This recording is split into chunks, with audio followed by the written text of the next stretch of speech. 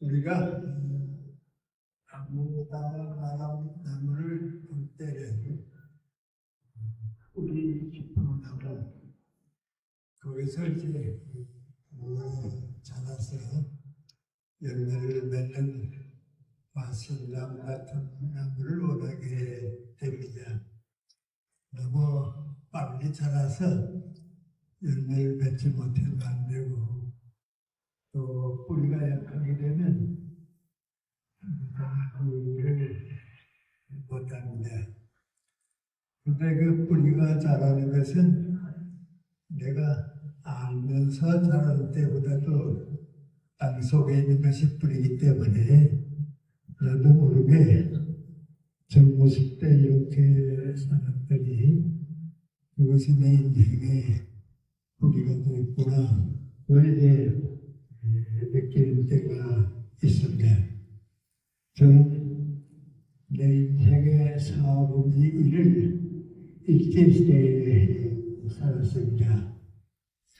그 일제시대에 살면서 많은 어려움도 겪고 고통도 겪었는데 그것이 내 인생의 뿌리가 될 줄은 몰랐습니다. 그 뿌리가 깊었기 때문에 높이 자랄 수 있고 또 얼마같이 좀 나이 들 수 있을 때까지 일하게 되지 않았나 그런 생각을 합니다. 그런데 그 뿌리가 자란 하나의 계기는 중학교 3학년이 됐을 때에 우리 학교가 기독교 학교이기 때문에 신사참배를 하지 않았다고 해서 일본 총독부에서 신사참배를 하고 학교를 계속하든지 신사참배를 그대로 안 하면 폐교시킨다고 하는 명령이 내렸습니다. 나는 내 생각하기를 나는 중학교 1학년부터 기독교 학교로서 3년을 다녔는데 신사참배를 하면서 학교를 다닐까 아니면 신사참배를 거부하고 학교를 떠나면 어떨까 고민했습니다. 그러다가 한반에서 공부하는 윤동주 시인을 만나서 함께 걱정하다가 넌 어떡할래? 그랬더니 나는 만주를 다시 가게 되면 신사참배를 안 해도 되니까 만주를 가겠다고. 그래서 나도 생각하다가 여기서도 신사참배를 할 수가 없으니까 학교를 떠날 수밖에 없겠다. 그리고 학교를 떠나게 됐습니다. 갈 곳이 없으니까요. 학교 가는 대신 여러 달 동안 8개월 동안 평양 시립도서관에 학교 대신에 갔습니다. 아침 9시에 가서 오후 5시까지 책을 읽고 5시가 되면 또 집에 돌아오고 그렇게 한 8개월을 지나고 나니까 많은 책을 읽게 됐는데 그때 제가 철학책을 읽기 시작했습니다. 그리고 나는 몰랐지만은 철학이라고 하는 학문이 이런 학문인 것 같다 하는 것을 깨달아서 철학 공부를 한번 했으면 좋겠다 그런 희망을 가졌습니다. 그런데 그해 10월 초순이에요. 보상 안차원 선생님이 여기 서울 서대문 동무소에서 병동에 계시다가 병 치료를 받기 위해서 고향에 와서 치료받고 계시다가 고향이 우리 비슷하니까 우리 고향에 오셨습니다. 토요일에 동료어른들에게 강연을 해주시고 다음은 주일인데 거기에서 설교를 드렸습니다.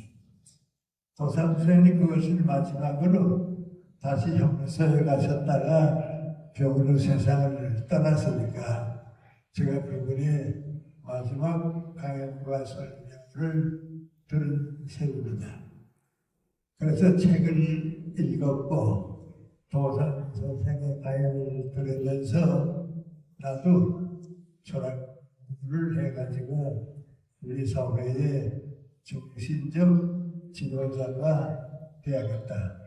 그것이 제 인생이 시작되는 처음 나 자신에 대한 약속이 됐습니다. 그 약속을 지키기 위해서 내가 키우기 위해서 많은 고생을 했습니다.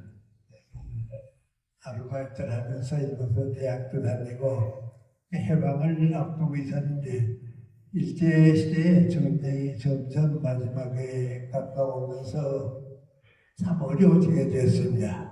그 어려운 거 한마디로 말씀드리면 이렇게 일본 정치 밑에서 사는 것은 우리 집이지만은 내가 집주인 노릇을 하지 못하고 일본의 신분을 받게 하니 일본 사람을 위해서 생애를 다 바칠 수밖에 없다.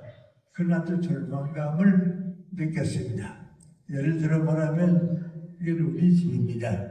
근데 예를 열고 되다 보니까 일본 사람은 주인이 되고 우리는 모습이 돼서 옆에서 일하고 있으니까 나도 그 모습 가운데 한 사람이 된다고 하는 생각밖에 없어서 정말 고민에 빠졌습니다.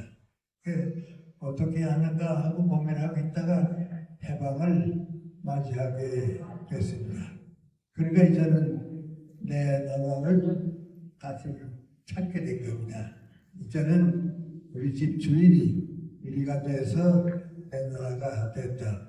그래서 정신적 지도자가 될 만한 나 자신을 키워야겠다고 생각을 했는데 또 다른 문제가 생겼습니다. 해방이 되고 한 일주일쯤 지났을 때에 내 초등학교 선배고 똑같은 고향의 김성준이라고 하는 사람이 오셨는데 이 사람이 초등학교를 졸업하고 만주를 간 다음에는 20년 동안 소식이 없다가 고향에 돌아왔습니다. 그래서 우리 고향의 어른들이 그 할아버지가 주관하는 아침 조반 시간에 가서 그 김성주 환영회를 좀 하자. 그런데 저도 이제 거기에 따라갔습니다. 아침 식사를 끝내고 한 9명쯤 되는데 누가 김성주에게 물어봤습니다. 이제 해방이 되고 우리나라가 됐는데 이제 앞으로 우리나라가 어떤 나라가 됐으면 좋을까 그랬습니다. 그랬더니 김성주가 초등학교 학생이 숙제를 선생님한테 바치듯이 첫째는 친일파를 숙성하는 거고 두 번째는 모든 국토를 나라가 가지지 개인은 소유하지 못한다. 세 번째는 지주는 전부 추방하고 농사를 지어서 나라에 바치고 다시 그것을 배급받아서 공정하게 나누어 가지게 된다. 생산하는 공장이라든지 금융기관은 이건 나라가 하지 개인이 못한다. 이런 얘기를 첫째, 둘째에서 6가지가 얘기하면서 앞으로 이제 우리나라가 그런 나라가 된다고 얘기했습니다. 그래서 제가 그 얘기를 듣고서 저 사람이 사상은 없는데 내가 보기에는 사상은 없는데 철저한 공산당원이고 공산당원에서도 행동파 사상을 가지고 있는 사람은 아니고 그 행동을 하는 사람 가운데 한 사람이 됐구나 말이야. 경계해야겠다. 나는 방향이 다른 사람이다 느꼈습니다. 근데 그리고 그가 한 달쯤 지나서 10월이 됐습니다. 2달쯤 됐으니까 10월이 됐는데요. 그때 평양 공설운동장에서 김일성 장군이 평양으로 나왔다 하는 보고가 생고요. 그 환영회가 있다고 하는 소식이 쭉 알려졌습니다. 근데 우리 38선 이북에 사는 사람들은 서재필 씨가 와도 서울로 갈 사람이고 김순생도 서울로 갈 사람이고 이승만 목사도 서울로 갈 사람인데 우리 평양으로 올 사람은 김일성 장군밖에 없는데 그 김일성 장군이 왔다 하니까 서울 동서울동장에 정말 많은 사람이 가득 찼습니다. 근데 소개를 받아가지고 나오는 김일성 장군을 보니까 내가 조선을 같이 먹었던 김성점이냐. 그러니까 모두가 깜짝 놀라서 속았다 말이죠. 이건 소련 군정이 우리에게 가짜 김일성을 내세워놓고 자기네가 정권을 행사하려고 하는 계획이다. 를 깨닫게 됐습니다.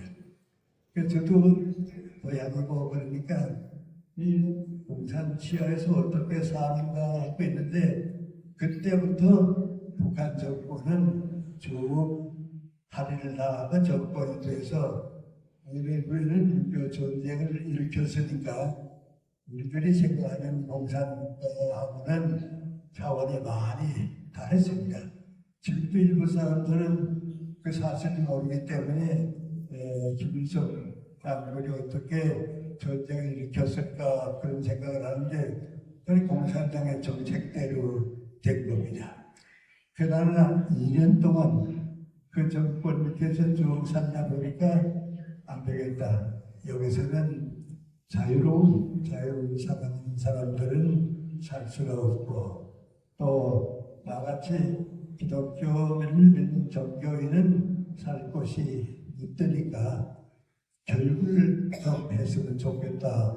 좀 조용히 숨어서 이제 중학교 하나를 운영하다가 아무래도 안 되겠다. 또 여기 머물 수가 없다. 우리 학교 이사장도 재편하고 목사님도 행방불 매일 했으니까 내 자리가 되니까 떠나야겠다. 그 38선을 넘어가지고 서울에 왔는데 그때는 무관이 내 나라는 찾는 것이 어렵고 나가다운 나라가 돼야겠다. 북한에서는 우리가 살만한 나라다운 나라는 도저히 생길 수가 없습니다. 교육을 하는 것이 아니고 빙판에 얼음판에 쓸 뿌리는 것 같이 교육은 불가능하기 때문에 서울로 가서 나라다운 나라를 만드는데 동참해야겠다. 그리고 왔습니다. 그것이 이제 제 인생에 내가 나를 키우는 첫 단계가 됐습니다. 나라다운 나라를 만들기 위해서 내가 하는 일이 무엇인가. 제가 처음 직장을 가진 것이 중앙중고등학교 교사가 됐습니다.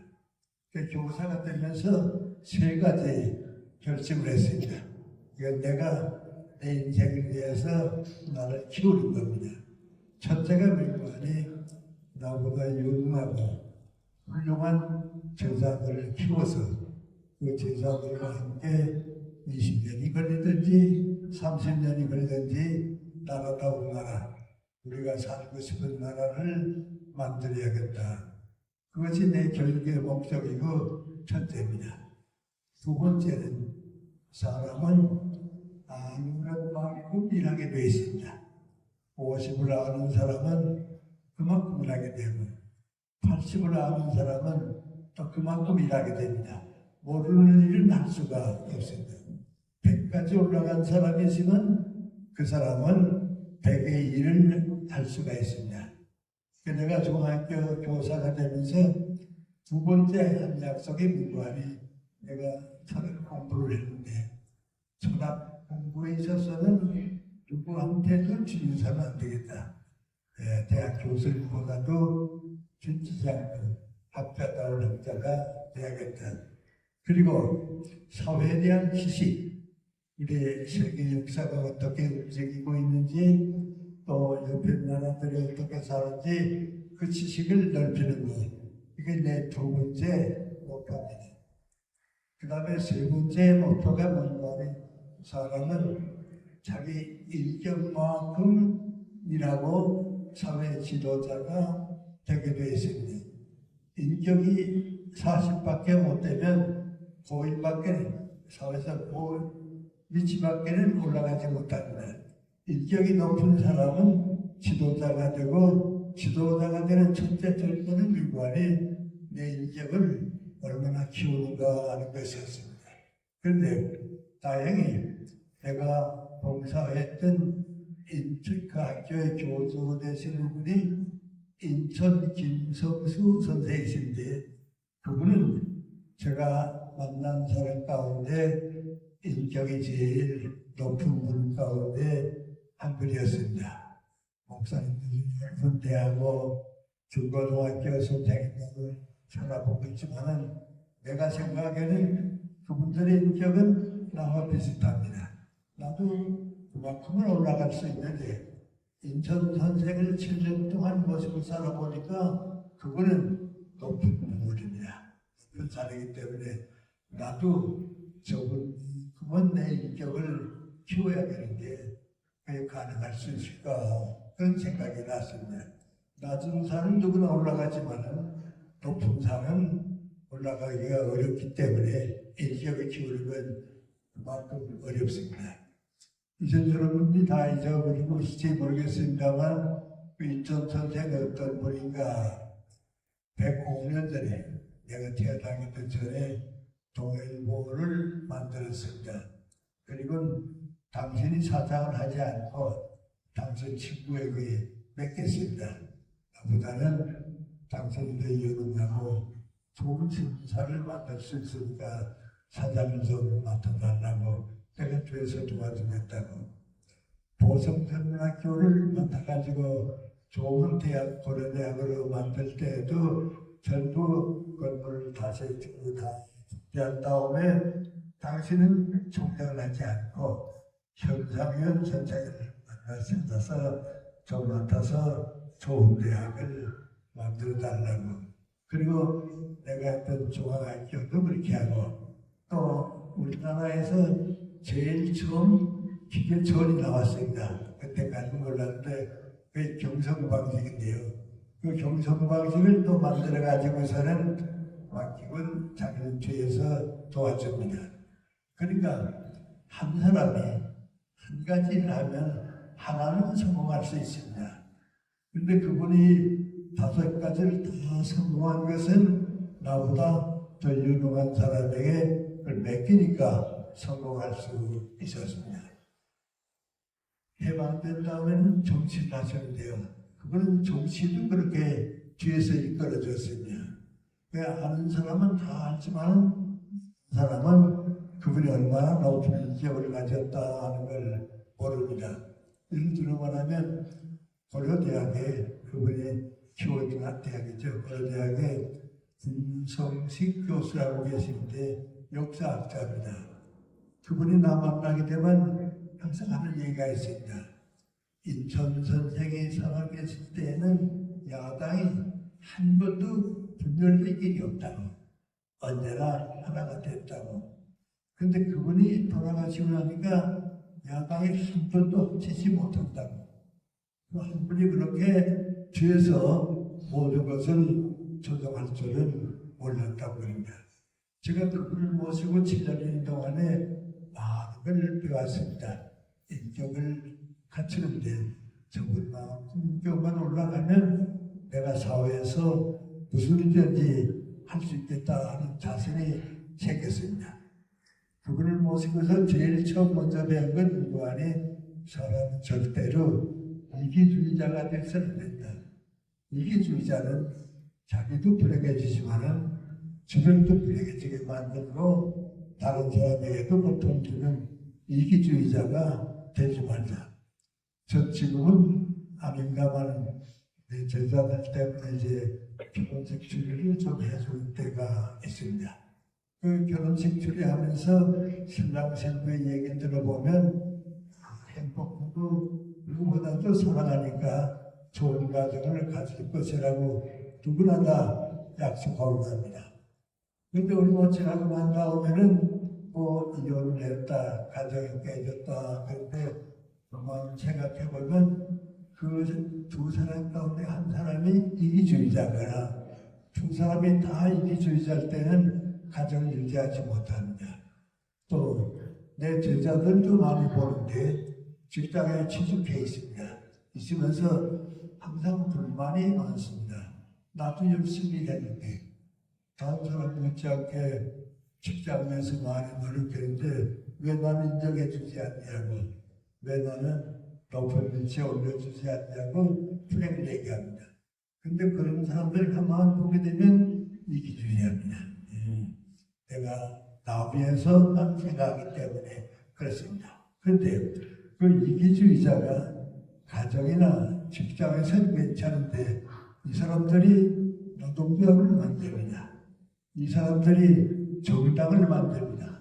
그러면 그것은 이기 집단이 되게 되면요, 사회가 병들고 나라가 잘못됩니다. 지금 우리나라가 그 어려움을 겪고 있는데 이기주의자가 이기 집단을 만들게 되면 그렇습니다. 지금 우리나라가 무슨 민주당도 있고 국민의힘 정당도 있는데 가만 보면 전부 이기주의자들이 모인 이기 집단이니까 밤낮 싸우고 나라 걱정하지 못하고 그렇습니다. 그래서 첫째 민관이 이기주의자는 사회 지도자가 될 자격이 없다. 그게 처음 배운 겁니다.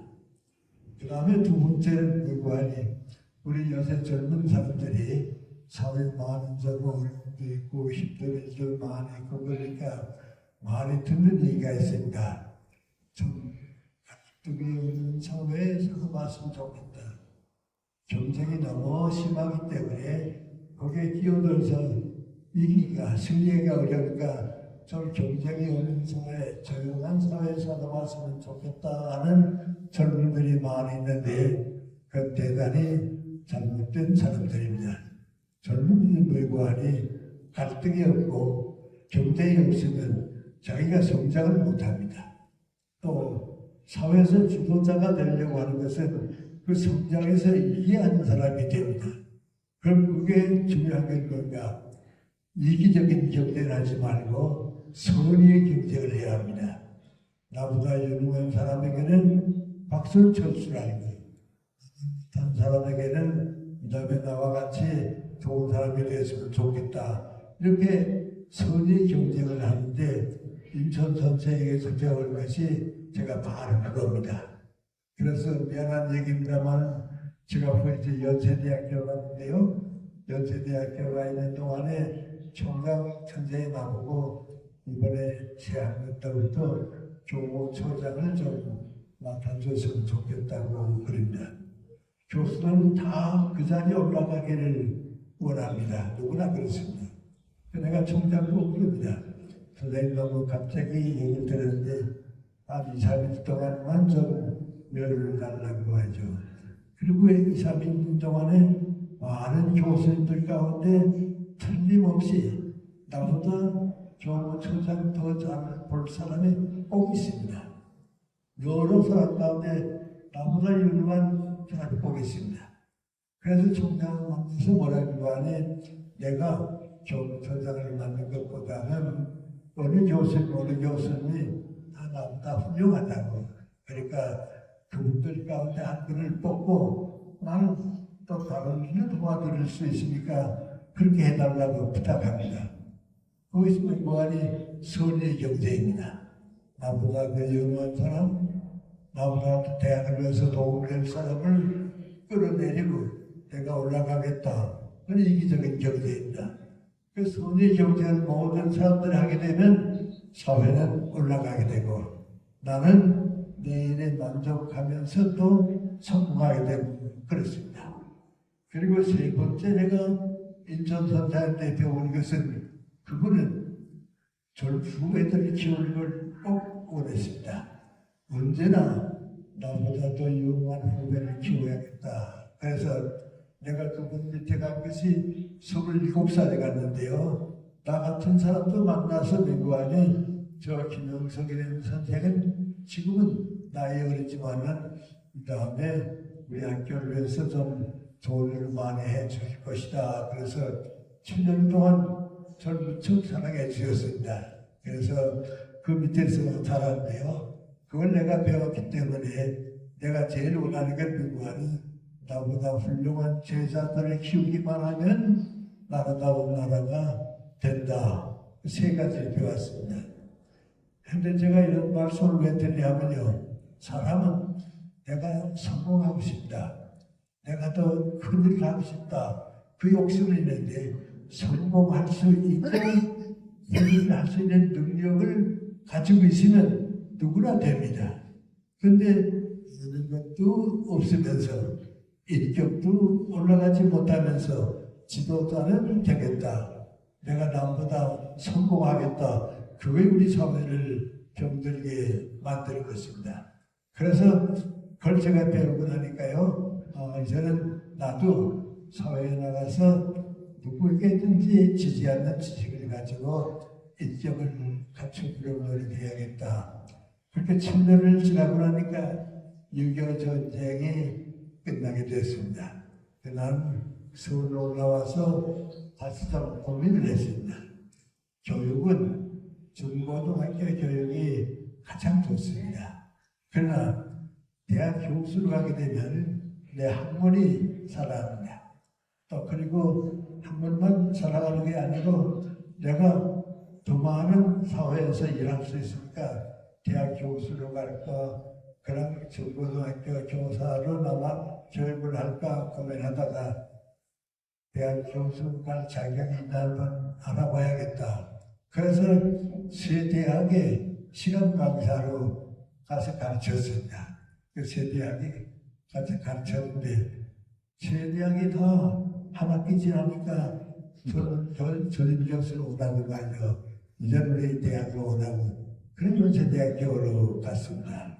가니까 좀 미안한 말씀입니다만은 인격도 나도 다른 교수님과 비슷하고요. 7년 동안 공부를 많이 했기 때문에 내가 하는 학문을 대학 교수님들 가운데서 주시지 않았습니다.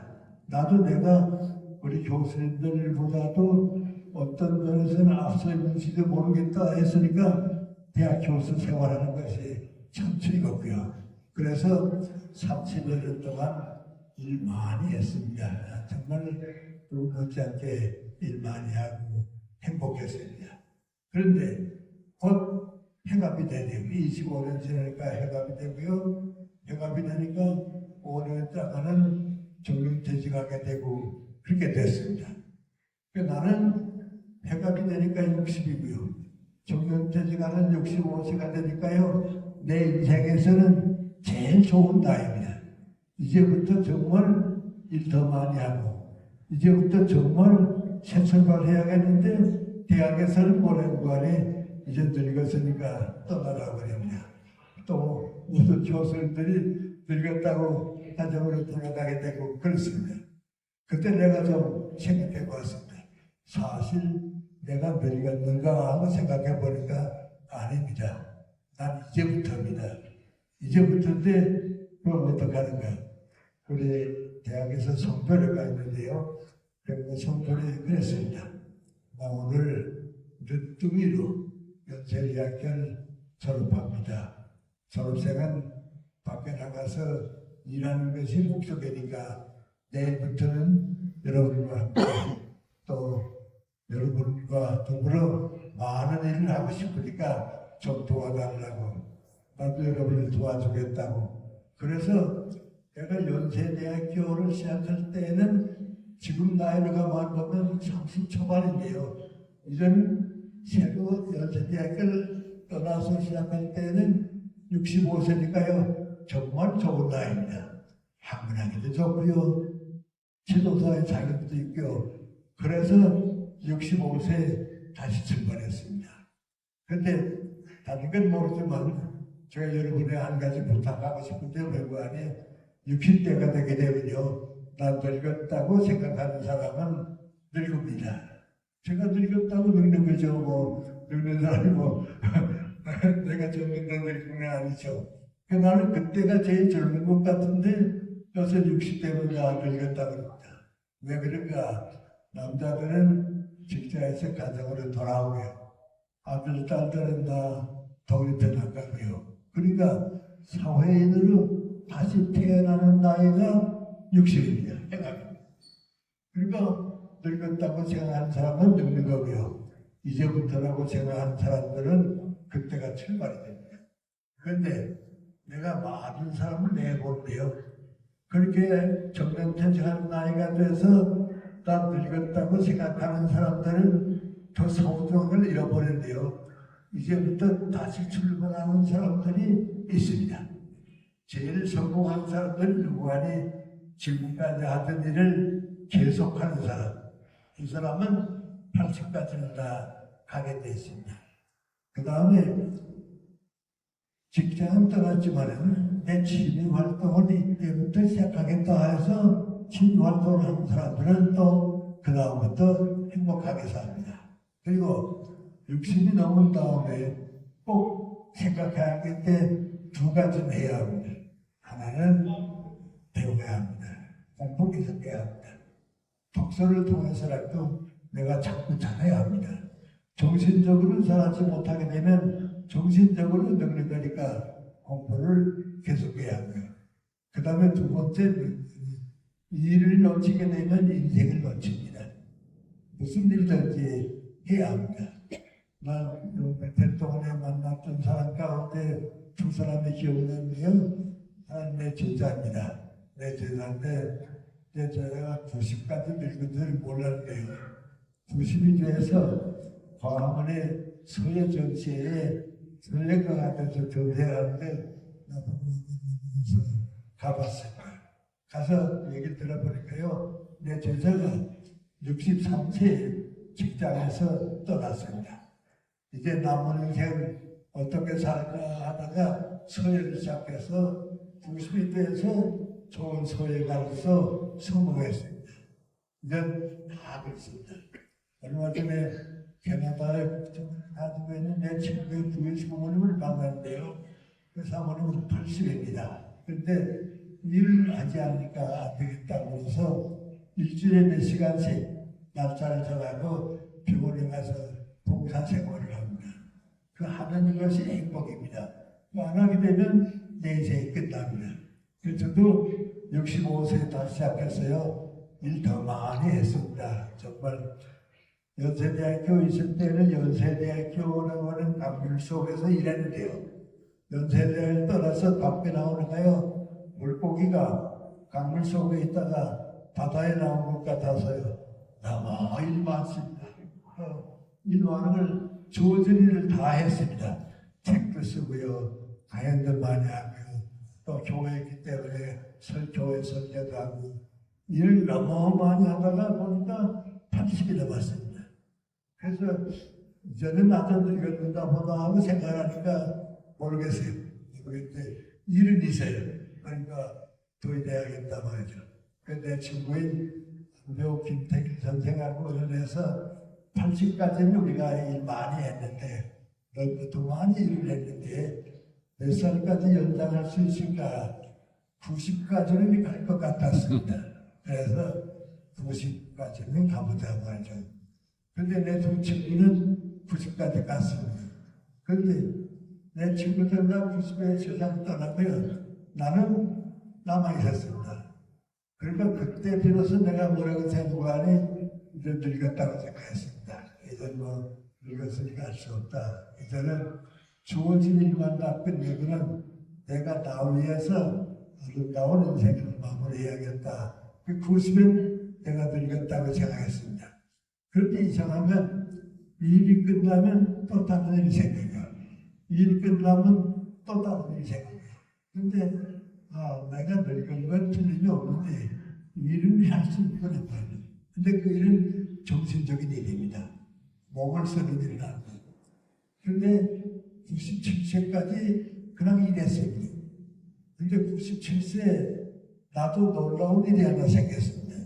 누구하니 선생님을 보는 거예요. 그 해에 그 한 해 동안에 우리나라에서 정신문화에서 제일 일 많이 한 사람, 좋은 책을 써서 독자가 많이 생기고요. 제일 많이 한 사람을 10쌍을 뽑아서 쭉 발표를 했는데 사진을 보니까요, 내가 그 속에 들어가 있어요. 나도 믿지 않았어요. 이건 내 나이가 97세인데 웬일인가 보니까 틀림없이 내 이름이 들어가 있어요. 그래 보니까요, 다들 80 넘으니까 없어요. 80 넘으니까 없는데 나만 97세였거든요. 그래서 내가 나 자신 너무 뭐라는 하니 너 괜찮다. 주인만큼 이래서가 괜찮다. 근데 무엇이 나를 이렇게 만들어줬는가 하고 생각해 보니까 두 가지입니다. 하나님과 안에 우리 사회와 민족 국가를 위해서 결승대까지는 일하자. 우리는 나라다운 나라, 살고 싶은 나라를 위해서 일하자. 그거 있습니다. 그 다음에 두 번째 민관이 내가 철학 공부를 했기 때문에 사상적으로는 그래도 내가 앞섰다. 다른 9사람보다도 내가 앞선다. 그러니까 나라를 걱정하는 마음하고 사상을 기부하고는 내가 97세까지 성공했단 말이에요. 그래서 제가 좀 용기가 됐습니다. 용기가 돼서 나 혼자 마음속으로 뭐라는 거 아니 10년만 더 이렇게 일했으면 좋겠다. 10년만 더 이렇게 일했으면 만족하겠다. 그랬습니다. 그런데 92세가 됐습니다. 동아일보하고 조선일보에서 칼럼을 좀 써줬으면 좋겠다고 그래서 고민하다가 해봤습니다. 조선일보에서 나오는 글을 좀 많이 썼기 때문에 책이 2권이 됐습니다. 그 2권 가운데 한 권이 중국어로 번역이 됐습니다. 그 중국의 독자들이 생겼습니다. 그리고 동아일보는 지금도 계속하고 있고 조선일보가 끝나니까 이번에는 중앙일보에서 또 칼럼을 써달라고 해서 또 쓰기 시작했습니다. 그래서 거의 몇 해 전에, 2년 전에, 1년 전에 책이 한 번 나오고 이번 2번째 나오게 되는데요. 내가 그만 생각해도요. 100살 넘은 사람의 쓴 책이 영문으로 번역된다 하는 것도 좋은 일이고 말이죠. 무한한 나이가 될 때까지 일할 수 있으니까 나도 모르게 누구보다도 건강한 거고요. 그리고 사람은 몸은 늙어도요. 정신을 늙지 않아요. 그러니까 대단히 배웠지만 난 아직 다시 90에 늙었다고 생각했던 것이 잘못 생각인 것 같아요. 왜요? 인간적으로는 성장할 수 있어요. 내 친구 김태길 선생이 나 놀려주려고 하는 말이 뭔가 하니 저 김영석 교수는 철이 늦게 들어서 오래 살 거야. 이렇게 놀려주고 그랬습니다. 근데 나는 지금 생각해보면 내 친구가 나 놀려준 게 그 약복이 아니고 말이죠. 그 말이 맞아요. 전 동안 이제 자기 전에 일기를 쓰거든요. 일기를 쓰면요. 작년 오늘 어떻게 했나, 재작년 오늘 어떻게 했나 하는 걸 보고서 오늘 읽습니다. 그러면 아 작년 내가 참 잘했단 말이죠. 그때 그 일이 없었으면 안 됐구나. 재작년 어떻게 했는가. 아 그때 내가 철이 들었으면 좀 더 좋은 일을 할 수 있었는데 그 지금도 내가 나를 자꾸 거쳐가면서 살고 있습니다. 그런데 마지막 결론을 말씀드리겠는데요. 만약에 제일 행복한 사람이 있으면 누가 되는가? 제가 어린 대학에서 무슨 상을 좀 받게 됐습니다. 나하고 아무 상관이 없는 대학에서 상을 받게 되는데 그 상을 받고서 내가 마지막 인사를 했습니다. 그 인사 가운데 내 인생을 얘기했습니다. 그 인사를 들고 하니 나는 사실 태어나서부터 지금까지 너무 힘든 세상, 고생 많은 생애를 살아왔다고. 나보다 또 오래 산 사람도 없지만은 나보다 더 고생 많이 한 사람도 없다고. 근데 그 고생이 나를 위한 고생이 아니고 내가 사랑하는 가족들, 내가 사랑하는 제자들, 내가 사랑하는 이웃 사람들, 또 내가 사랑하는 고민하는 젊은 사람들, 이 여러 사람들을 위해서 오랫동안 고생을 많이 했는데 그것이 내 행복입니다. 그 고생이 없으면 오늘 내가 없습니다. 내 행복은 거기에서 자란 겁니다.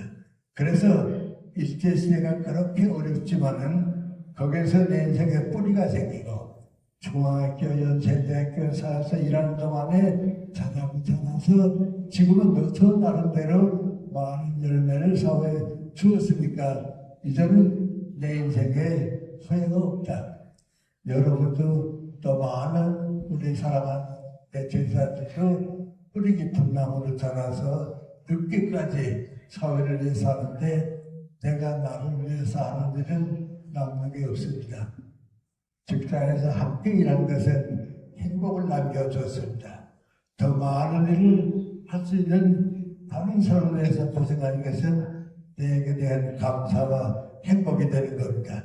여러분 우리가 긴 시간 아니지만 우리 좋은 시간을 같이 가졌는데 이제부터 좋게 인생을 아름답게 많은 사람을 위해서 섬기는 봉사하는 새 출발을 해 주셨으면 그건 여러분의 행복이 되고 여러분의 성공이 되고 그 다음에 많은 사람들이 여러분에게 우리 위해 고생해 주셨습니다. 저희들 위해서 수고 많이 해주셔서 감사드립니다. 그런 인사를 다 받으시기 바랍니다. 고맙습니다.